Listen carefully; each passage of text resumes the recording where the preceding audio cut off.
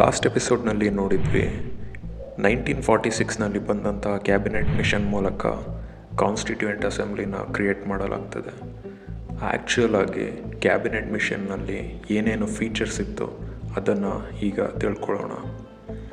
ಮೊದಲನೇ ಫೀಚರ್ ಏನಂತ ಹೇಳುತ್ತೆ, the total strength of the constituent assembly was to be 389. Of these 296 seats were to be allotted to the British India and 93 seats to be allotted to the princely states ಅಂತ ಹೇಳುತ್ತೆ. So ನಿಮಗೆ first ಇಲ್ಲಿ question ಬರೋಂಥದ್ದು British India ಯಾವುದು, princely States ಯಾವುದು ಅಂತ. So British India ಅಂತ ಅಂದರೆ Britishers ತಮ್ಮ ಕಂಟ್ರೋಲಲ್ಲಿ ಫುಲ್ ಕಂಟ್ರೋಲಲ್ಲಿರುತ್ತೆ ಕೆಲವಷ್ಟು ಅಕ್ವೈರ್ಡ್ ಟೆರಿಟರೀಸ್. ತಮ್ಮ ಪೂರ್ಣ ಪ್ರಮಾಣದಲ್ಲಿ ಕಂಟ್ರೋಲಲ್ಲಿದ್ದಂತಹ ಪ್ರದೇಶಗಳನ್ನ ಬ್ರಿಟಿಷ್ ಇಂಡಿಯಾ ಅಂತ ಅಂದರೆ, ಇನ್ನು ಕೆಲವೊಂದು ಸ್ಟೇಟ್ಗಳು ರಾಜರ ಮನೆತನದ ಅಂಡರಲ್ಲಿರುತ್ತೆ, ಅಂದರೆ ರಾಜರುಗಳು ಆಳ್ವಿಕೆ ಮಾಡ್ತಾ ಇರ್ತಾರೆ. ಬಟ್ ಆದರೆ ಮೈನ್ ಅಥಾರಿಟಿ ಬಂದು ಬ್ರಿಟಿಷಲ್ಲಿ ಇರುತ್ತೆ. ಸೊ ಅವರ ಅಂಡರಲ್ಲಿ ಸಬಾರ್ಡಿನೇಟ್ ಆಗಿ ಪ್ರಿನ್ಸ್ಲಿ ಸ್ಟೇಟ್ಸ್ ಇರ್ತಾರೆ, ಅಂದರೆ ರಾಜರು ಆಳ್ವಿಕೆ ಮಾಡ್ತಾ ಇರ್ತಾರೆ ಅಲ್ಲಿ. ಸೊ ಈ ಪಾಯಿಂಟ್ನ ನಾವು ನೋಡ್ತೀವಿ. Next, out of 296 seats allotted to British India, 292 members were to be drawn from the 11 governors' provinces and 4 from the 4 chief commissioners' provinces, 1 from each ಅಂತ. ಅರ್ಥ ಇಲ್ಲಿ ಇನ್ನೊಂದು ನೀವು ಗಮನಿಸ್ಬೋದು, 2 ಪಾಯಿಂಟ್ ಬರುತ್ತೆ, governors provinces and chief commissioners provinces. ಏನಿದ್ರು difference? First governors province ಅಂತ ಅಂದರೆ ಸೇಮ್ ಗವರ್ನರ್ ಪೂರ್ಣ ಪ್ರಮಾಣದಲ್ಲಿ ಅಡ್ಮಿನಿಸ್ಟ್ರೇಷನ್ ಅಥಾರಿಟಿ ಇಟ್ಕೊಂಡಿರ್ತಾನೆ. ವೆರಸ್ ಚೀಫ್ ಕಮಿಷನರ್ ಪ್ರಾವಿನ್ಸ್ ಅಂತಂದರೆ ಲಾರ್ಡ್ ದಲೌಸಿ ಆಗಿನ ಕಾಲದಲ್ಲಿ ನೋ ರೆಗ್ಯುಲೇಷನ್ ಸಿಸ್ಟಮ್ ಅಂತ ಒಂದು ಪ್ರಾವಿಷನ್ ತರ್ತಾರೆ. ಅದರ ಪ್ರಕಾರ ಬ್ರಿಟಿಷರು ಹೊಸದಾಗಿ ಅಕ್ವೈರ್ ಮಾಡೋವಂಥ ಟೆರಿಟರಿಗಳನ್ನ ಗವರ್ನರ್ ಡೈರೆಕ್ಟಾಗಿ ರೂಲ್ ಮಾಡ್ತಾ ಇರಲ್ಲ. ಬದಲಿಗೆ ಒಬ್ಬ ಚೀಫ್ ಕಮಿಷನರ್ ಅಂತ ಅಪಾಯಿಂಟ್ ಮಾಡ್ತಾರೆ, ಅವನು ಅಲ್ಲಿ ಎಲ್ಲ ನೋಡ್ಕೊಳ್ತಾ ಇರ್ತಾನೆ. ನಂತರ ಗವರ್ನರಿಗೆ ವರದಿ ಒಪ್ಪಿಸ್ತಾ ಇರ್ತಾನೆ. ಸೇಮ್ ನೀವು ಪ್ರಿನ್ಸ್ಲಿ ಸ್ಟೇಟ್ಸಲ್ಲೂ ನೋಡ್ಬೋದು. ಪ್ರಿನ್ಸ್ಲಿ ಸ್ಟೇಟ್ಸಲ್ಲೂ ಸಹ ರಾಜರುಗಳು ಅಲ್ಲಿ ಆಳ್ವಿಕೆ ಮಾಡ್ತಾ ಇರ್ತಾರೆ, ಮೇಯ್ನ್ ಅಥಾರಿಟಿ ಬ್ರಿಟಿಷರ್ಸ್ ಅಂಡರಲ್ಲಿ ಇರ್ತಾರೆ. ಅದೇ ಥರ ಚೀಫ್ ಕಮಿಷನರ್ ಪ್ರಾವಿನ್ಸ್ ಕೂಡ ಸಹ. Next point, each province and princely state were to be allotted seats in proportion to their respective population. Roughly 1 seat was to be allotted for every 1 million population. ಅರ್ಥ, British province ಆಗಿರ್ಬೋದು, princely States ಇರ್ಬೋದು, seat allotment ಮಾತ್ರ 1 million population ಅಂದರೆ 10 ಲಕ್ಷ ಜನಕ್ಕೆ ಒಬ್ಬ ಜನಪ್ರತಿನಿಧಿ ಬರ್ತಾನೆ ಅಂತ ಹೇಳುತ್ತೆ.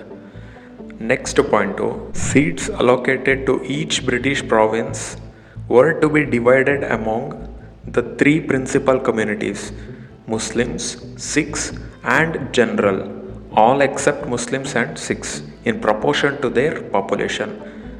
ಫಸ್ಟ್ ಪಾಯಿಂಟ್ ಏನಂತ ಹೇಳಿದ್ರು, 10 ಲಕ್ಷ ಜನಕ್ಕೆ ಅಂದರೆ 1 million ಪಾಪ್ಯುಲೇಷನ್ಗೆ ಒಬ್ಬ ಮಾತ್ರ ಆಯ್ಕೆ ಆಗ್ತಾನೆ ಅಂತ ಹೇಳಿದ್ರೆ, ನೆಕ್ಸ್ಟ್ ಹೇಳುತ್ತೆ ಆ ಒಂದು ಸೀಟಿಗೆ ಆಯ್ಕೆ ಆಗೋಂಥವ್ರು 3 ಡಿವಿಷನ್ ಅಂದರೆ 3 ಪ್ರಿನ್ಸಿಪಲ್ ಕಮ್ಯುನಿಟೀಸಿಂದ ಆಯ್ಕೆ ಒಳಪಡ್ತಾರೆ. ಒಂದು ಪ್ರಿನ್ಸಿಪಲ್ ಕಮ್ಯುನಿಟಿ ಬಂದು ಮುಸ್ಲಿಂ ಆದರೆ, ಇನ್ನೊಂದು ಸಿಖ್ಸ್, ಇನ್ನೊಂದು ಜನರಲಲ್ಲಿ ಮುಸ್ಲಿಮ್ಸು ಮತ್ತು ಸಿಖ್ಸ್ನಲ್ಲಿ ಬಿಟ್ಟು ಬೇರೆ ಯಾರ್ಯಾರು ಇರ್ತಾರೋ ಎಲ್ಲ ಸೇರ್ಕೊಳ್ತಾರೆ. ಅಂದರೆ ಹಿಂದೂ, ಕ್ರಿಶ್ಚಿಯನ್, ಬುದ್ಧಿಸಮ್, ಜೈನಿಸಮ್ ಪ್ರತಿಯೊಂದೂ ಸೇರ್ಕೊಳ್ಳುತ್ತೆ. Next point, the representatives of each community were to be elected by members of that community in the provincial legislative assembly, and voting was to be by the method of proportional representation by means of single transferable vote. So ಏನಂತ ಹೇಳುತ್ತೆ, each community member ಅಂದರೆ ಒಂದು ಕಮ್ಯುನಿಟಿಯಿಂದ elect ಆಗುವಂಥ ವ್ಯಕ್ತಿ ಅದೇ ಕಮ್ಯುನಿಟಿಯಿಂದ ವೋಟ್ಸ್ಗಳನ್ನ ತಗೊಂಡಿರಬೇಕು ಅಂತ ಹೇಳುತ್ತೆ. ನಂತರ ಹೇಳುತ್ತೆ proportional representation by means of single transferable vote. ಇದನ್ನು ನಾನು ನಿಮಗೆ ಎಕ್ಸ್ಪ್ಲೇನ್ ಮಾಡಬೇಕು ಅಂದರೆ ಕನಿಷ್ಠ ಪಕ್ಷ 10-15 ಮಿನಿಟ್ಸ್ ಆದರೂ ಬೇಕು. ಬಟ್ ಈ ಒಂದು ಪರ್ಟಿಕ್ಯುಲರ್ ಟರ್ಮ್ ಏನಿದೆ ಪ್ರೆಸಿಡೆನ್ಷಿಯಲ್ ಎಲೆಕ್ಷನಲ್ಲಿ ಕಂಡುಬರುತ್ತೆ. ಸೊ ನಾನು ಅಲ್ಲಿ ಡೀಟೇಲಾಗಿ ಡಿಸ್ಕಸ್ ಮಾಡ್ತೀನಿ. ಸದ್ಯಕ್ಕೆ ಏನಂತ ತಿಳ್ಕೊಂಡಿರ್ತೀರ, ಒಂದು ಕಮ್ಯುನಿಟಿಯಿಂದ ಎಲೆಕ್ಟ್ ಆದಂಥ ವ್ಯಕ್ತಿ ಅದೇ ಕಮ್ಯುನಿಟಿ ಪೀಪಲ್ಗಳಿಂದ ವೋಟ್ಗಳನ್ನ ಪಡೆದಿರಬೇಕು, ಬೇರೆ ಕಮ್ಯುನಿಟಿಯವರು ವೋಟ್ ಮಾಡೋದಕ್ಕೆ ಸಾಧ್ಯ ಇಲ್ಲ ಅಂತ ಅರ್ಥ. ಇದನ್ನು ಸೆಪರೇಟ್ ಎಲೆಕ್ಟೊರೇಟ್ ಅಂತ ಮೆನ್ಷನ್ ಮಾಡ್ತಾರೆ. ಇದು ನೀವು ಹಿಸ್ಟ್ರಿಯಲ್ಲಿ ಇನ್ನೂ ಡೀಪಾಗಿ ಓದ್ತೀರ. Okay, next the representatives of the princely states were to be nominated by the heads of the princely states. ಅಂದರೆ ಜಸ್ಟ್ ರಾಜ ಏನು ಮಾಡ್ತಾನೆ, ಅವನು ಶಿಫಾರಸ್ ಮಾಡ್ತಾನೆ, ಸಿಂಪಲ್ ವರ್ಡಲ್ಲಿ ಹೇಳೋದಾದರೆ. ಸೊ ಅದನ್ನು ನಾಮಿನೇಟೆಡ್ ಅಂತ ಹೇಳ್ತಾರೆ.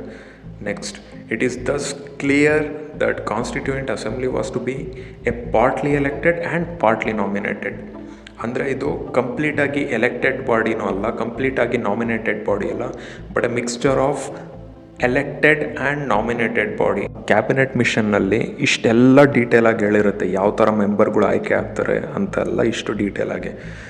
ಸೊ ಅದರ ರೀತಿ ಜುಲೈ ಆಗಸ್ಟ್ 1946ನಲ್ಲಿ ಎಲೆಕ್ಷನ್ ನಡೆಯುತ್ತೆ ಕಾನ್ಸ್ಟಿಟ್ಯೂಯೆಂಟ್ ಅಸೆಂಬ್ಲಿಗೆ. ಆ ಒಂದು ಎಲೆಕ್ಷನ್ನಲ್ಲಿ ಕಾಂಗ್ರೆಸ್ ಅವರು 208 ಸೀಟ್ಗಳನ್ನ ಗೆಲ್ತಾರೆ, ಮುಸ್ಲಿಂ ಲೀಗ್ ಅವರು 73 ಸೀಟ್ಸ್ನ ಗೆಲ್ತಾರೆ. ಸೊ ಇನ್ನು ಮಿಕ್ಕಿರೋಂಥ 93 ಸೀಟ್ಗಳು ಪ್ರಿನ್ಸ್ಲಿ ಸ್ಟೇಟ್ಗಳು ಗೆದ್ದರೂ ಸಹ ಅವರು ಕಾನ್ಸ್ಟಿಟ್ಯೂಯೆಂಟ್ ಅಸೆಂಬ್ಲಿ ಫ್ರೇಮ್ ಮಾಡೋದಕ್ಕೆ ಅವರು ಮುಂದೆ ಬರೋದಿಲ್ಲ ಸ್ಟಾರ್ಟಿಂಗ್ನಲ್ಲಿ. ಎಲೆಕ್ಟ್ ಆದಂಥ ಮೆಂಬರ್ಸ್ಗಳಲ್ಲಿ ಎಲ್ಲರೂ ಇದ್ದರು ಎಕ್ಸೆಪ್ಟ್ ಗಾಂಧೀಜಿ. ಸೊ ಇಷ್ಟು main important regarding the composition of constituent assembly. Next ವಿಡಿಯೋದಲ್ಲಿ working of the constituent assembly ನೋಡೋಣ. Thank you.